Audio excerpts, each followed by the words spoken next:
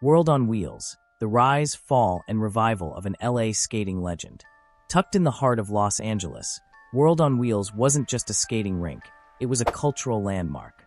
From its grand opening in 1981, it became a beacon for roller skating enthusiasts, hip-hop heads, and families looking for a place to groove.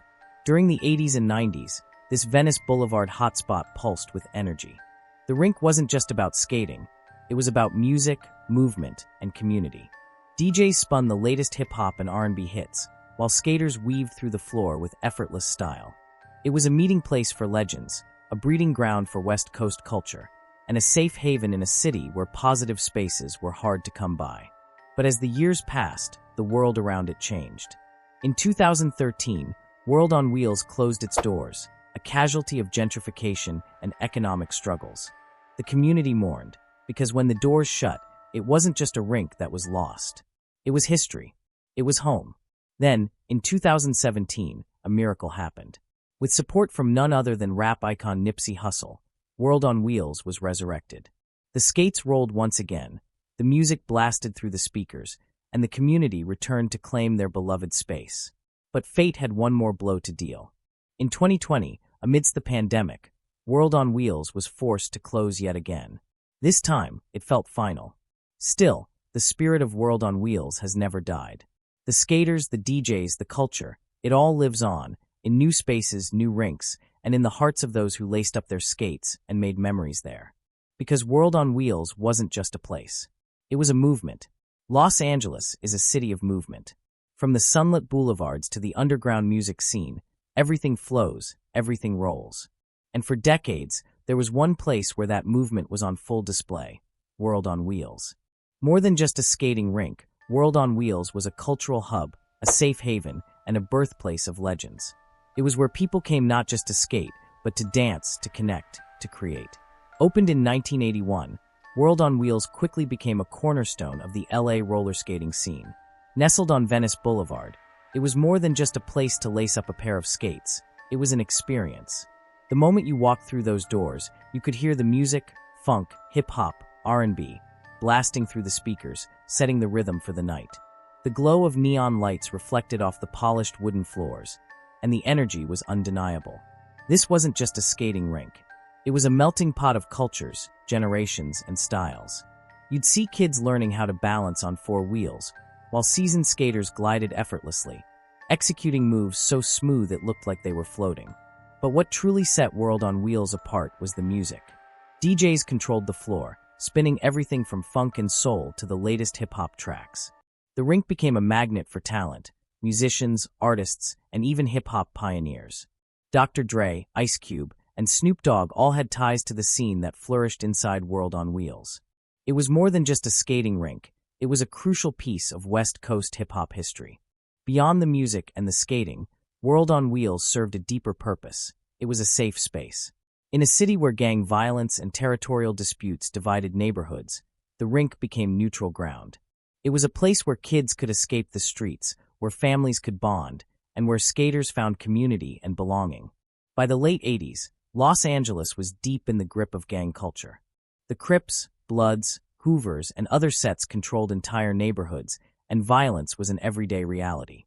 Drive-bys, retaliation, and territorial disputes turned some areas into war zones. World on Wheels, located on Venice Boulevard in Mid-City, was positioned at the crossroads of different gang territories. It sat near the Rollin' 60s Crips, the Black P. Stones, the Hoovers, and several other active sets. That made it dangerous, but it also made it special. The rink became one of the only places in LA where different gangs could share space without it instantly turning into bloodshed. Skating was a universal language. No matter what set you repped inside the rink, it was about who had the smoothest moves, the best footwork, the sickest style. But make no mistake, while World on Wheels was a sanctuary, it wasn't untouchable. The gang life that surrounded it couldn't always be left at the door.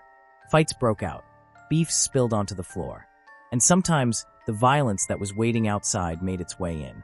In the late 90s and early 2000s, as gang culture intensified, World on Wheels became a hotspot for conflicts. Some nights, the energy was electric. Other nights, it was tense as rival gang members sized each other up. Security had to be tight. Weapons were checked at the door, but not every blade, not every strap got caught. Some nights, one wrong look could start something that didn't end when the music stopped. It became harder and harder to keep the peace. Los Angeles in the 80s and 90s was a city of two worlds. On one side, there was the glitz of Hollywood, the music, the culture. On the other side, there was the reality of the streets, where gangs ran neighborhoods, turf wars raged, and survival was a daily battle. Right in the middle of it all stood World on Wheels. But World on Wheels wasn't just a skating rink. It was a neutral zone, a sanctuary in a city divided by colors, affiliations, and rivalries. In a time when stepping into the wrong neighborhood could cost you your life, stepping into World on Wheels meant something different. Inside, Crips and Bloods could skate side by side. Inside, enemies became just skaters. Skating at World on Wheels wasn't just about rolling in circles. It was about status. Crews formed inside the rink, some connected to gangs, some just skaters with a shared love for the sport. If you were a skater at World on Wheels, you had to earn your respect. It didn't matter who you were on the streets. If you couldn't glide, if you couldn't hit the turns right, if you didn't have rhythm, you weren't anybody on the rink. It was the one place where reputation wasn't built by bullets, but by balance. But even in its sanctuary, the streets always found a way in. I remember being in there, trust me, it's no joke. The late 80s and 90s were a golden era. Skaters formed crews, each with their own styles, and battles on the floor became legendary. The rink held themed nights, old school Wednesdays, throwback Fridays, and R&B Sundays, drawing in different crowds, each bringing their own energy and culture. But even as the culture inside flourished, the world outside was changing. By the early 2000s, Los Angeles was shifting. Rising rents, economic pressures, and gentrification began reshaping the city. The once thriving World on Wheels started to struggle. The owners faced financial difficulties, and despite the community's love for the rink, the money wasn't coming in the way it once had.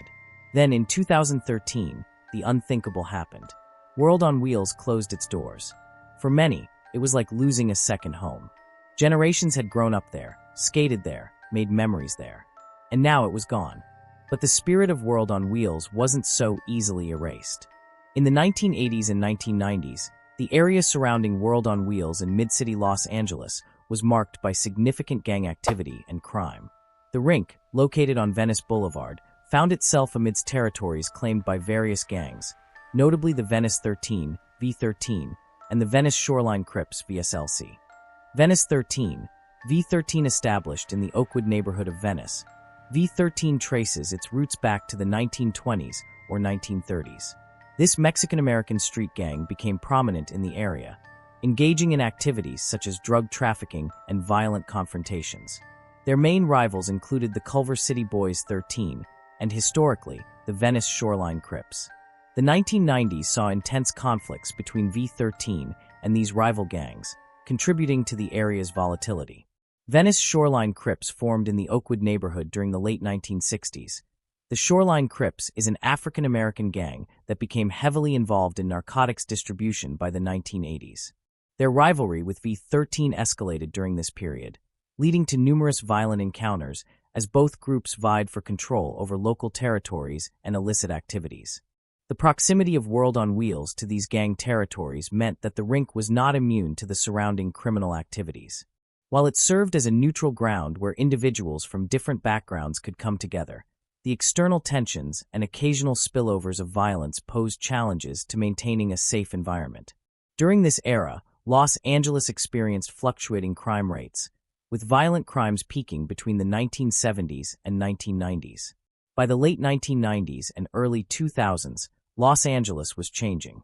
The gang wars of the 80s and 90s still cast a shadow over the city, but out of that chaos, something new was emerging, a movement that fused dance, music, and self-expression in a way the streets had never seen before. And right at the heart of it, World on Wheels. This was the era of clown dancing, the raw, high-energy style that would soon evolve into krump, a movement that gave the streets a new way to battle, not with bullets, but with rhythm and power. Where it all began. Clown dancing started with one man, Tommy the Clown. In the early 90s, Tommy had been deep in the streets, caught up in a life that led to trouble. But after turning things around, he found a new purpose, bringing joy to kids through dance. He started performing at parties in oversized clown suits, adding exaggerated movements and wild energy to his routines. But this wasn't just some circus act. This was something fresh, something powerful. The style caught on fast. Soon, kids all over LA were imitating his moves, battling each other with dance instead of fists. It was all about expression, aggression, and storytelling through movement. And one of the biggest places where clown dancing thrived, World on Wheels. For decades, the rink had been a home for skaters, hip-hop heads, and anyone looking for a space to move. But as clown dancing spread, World on Wheels became a major battleground. On any given night, you could see dancers take over the rink's sidelines, forming circles, hyping each other up, and going all out. Dancers faced off, showcasing their wildest moves, from explosive arm swings to chest pops and stomps that shook the floor. It wasn't just about showing off. These battles were personal. In a city where many young people had lost friends and family to gang violence, clown dancing became an outlet, a way to express anger, grief, and struggle without resorting to violence. The raw intensity of the movements told a story. By the early 2000s, clown dancing was evolving. The moves were getting harder, faster, more aggressive. It wasn't just about fun anymore. It was about releasing something deep inside. And from this shift, Crump was born. Crump took the foundation of clown dancing and made it darker, heavier, more raw. The movements were sharper, the battles more intense. It was no longer just about looking cool. It was about telling your truth through movement. World on Wheels was one of the places where clown dancing and Crump coexisted, where you could see the evolution happen in real time. Some nights, Tommy the Clown and his dancers would roll through, hyping up the crowd and keeping the energy alive. Other nights, Crumpers would take over, bringing a whole different kind of intensity. The sharp hits, that was the pain of losing someone. The aggressive footwork, that was the frustration of growing up in a world that didn't always give you a way out. The energy, that was the hunger to be seen, to be heard, to survive. For many, World on Wheels was their stage, their proving ground. If you could hold your own in a battle here, you earned respect. What started as a dance style at birthday parties became a full-blown movement, spreading across LA and beyond. When World on Wheels closed in 2013, it wasn't just skaters who lost a home. It was the dancers, the dreamers, the kids who found an escape there. But just like the skaters took their wheels to the streets, the dancers took their moves beyond the rink. Crump lives on. Clown dancing still exists. The battles continue. Because in LA, movement never stops. And just like the music that once blasted through the speakers of World on Wheels, the energy of those battles, those stories, those dancers, will never fade. By the mid-2000s, Crump had gone worldwide. It hit music videos, movies, and the biggest dance competitions. The 2005 documentary Rise shined a spotlight on the movement, showing how clown dancing and Crump were more than just trends. They were a form of survival, a way out, a way forward. And at the center of it all, in those crucial years when it was just a street movement, World on Wheels was there. The Mid-City area, encompassing Venice Boulevard, was no exception, facing its share of gang-related incidents and criminal activities. Despite these challenges, World on Wheels remained a cultural hub, offering a space where the community could momentarily escape the harsh realities of the streets. The rink's resilience amidst the surrounding crime underscored its significance as a sanctuary for many Los Angeles residents during those turbulent times. Though World on Wheels closed again in 2020, its spirit still rolls on. The skaters are still out there, the dancers are still battling, and the culture will never die. But outside the rink, LA was a war zone. The 80s and 90s saw the rise of gang violence. Crips, Bloods, Hoovers, Pirates. Territories were claimed and lives were lost. The streets were divided. You couldn't just walk into another neighborhood without knowing someone. That's how it was back then. Here have been reports of gang activity around the area, as different groups have historically used skating rinks as gathering spots. Some incidents of violence have occurred, though World on Wheels itself has often been seen as a positive space that tries to keep trouble outside its doors. The rink has had security measures to prevent conflicts from escalating inside. While World on Wheels aimed to provide a safe and inclusive environment, it's essential to acknowledge that the surrounding areas did experience gang-related activities. For instance, a recent drive-by shooting in the nearby Jefferson Park neighborhood resulted in injuries to 3 individuals, including a 6-month-old baby. Authorities suspect the incident was gang-related. I remember seeing a guy get his head busted, but that's for the next one. Thank you for joining me on this journey. If you enjoyed this story, please like, share, and subscribe for more explorations into the past. Let me know in the comments what city or topic you'd like me to cover next. Until next time, stay curious and stay strong. Make sure you subscribe.